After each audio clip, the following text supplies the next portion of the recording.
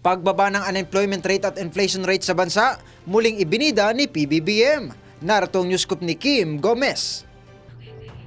Ibinida ni Pangulong Ferdinand Marcos Jr. na ang pagbaba ng unemployment rate at inflation rate sa bansa ay patunay na nagbubunga na ang pagsusulong ng administrasyon sa kalakalan at investments. Ayon sa Pangulo, ang naitalang 4.2% na unemployment rate o bilang ng mga walang trabaho para sa buwan ng Oktubre ay ito ang pinakamababa mula noong April 2005. Ibinida rin ito ang 4.1% na inflation rate para sa buwan ng Nobyembre na pinakamababa sa nagdaang 20 buwan. Sinabi pa ni Pangulong Marcos Jr. na maituturing itong progreso para sa bansa na kumakatawan hindi lamang sa mga numero kundi sa buhay ng milyong-milyong Pilipinong nabigyan ng oportunidad. Kaugnay dito, naniniwala ang Pangulo na mas magiging kapanapanabik pa ang hinaharap tungo sa pagtatag ng isang masaganang bagong Pilipinas.